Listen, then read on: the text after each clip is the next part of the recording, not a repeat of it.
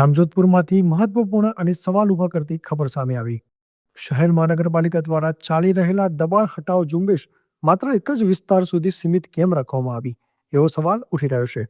તાજેતરમાં જ ગીંગડી રોડ પર એક જ સાઇટમાં ચાના ઠેલા, લારી, પાનની દુકાનો હટાવી કાર્યવાહી કરાઈ હતી. જ્યારે મિની બસ સ્ટેન્ડ સામે લાઇનમાં ગાંધી ચોક, આઝાદ ચોક સહિત અનેક વિસ્તારોમાં મોટા દબાણો આજે પણ યથાવત છે. શહેરના શોપિંગ સેન્ટરો, એપાર્ટમેન્ટો અને બંગલાઓ કાયદેસર મંજૂરી મુજબ બન્યા છે કે નહીં, તેમજ પાર્કિંગની યોગ્ય સુવિધા છે કે કેમ, તે બાબતે પણ તપાસની માંગ ઉઠી છે. જો નગરપાલિકા તમામ માટે એક સરખું વલણ ન રાખે તો પ્રાંત અધિકારી, કલેક્ટર અને રાજ્ય સરકાર સમક્ષ સામૂહિક રજૂઆત કરવાની ચેતવણી આપવામાં આવી છે. Bureau report, Ashok Thakrar, Jamjodhpur.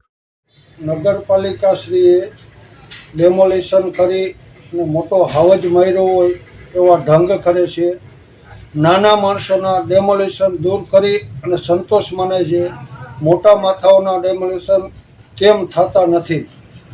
Plus Jamjodhpur mini bus stand વિસ્તાર, આઝાદ ચોક, ગાંધી ચોક એ વિસ્તારની અંદર અતિક્રમણ રીતે કરેલા બાંધકામો કેમ દૂર થતા નથી? શોપિંગ સેન્ટરો જેવા કે મિની બસ સ્ટેન્ડની અંદર નગરપાલિકાની સ્કૂલોમાં વગર જોયા જાણ્યા વગર બિલ્ડિંગો બનાવી અને વેચી મારે છે. જૂની નગરપાલિકાઓ બનાવે છે એ અણધડના હિસાબે કોઈ પાર્કિંગ વ્યવસ્થા હોતી નથી, એના હિસાબે પડતર પડી રહે છે. તો આ કોના પૈસાની દિવાળી થાય છે? અધિકારીઓને એ કેમ દેખાતું નથી?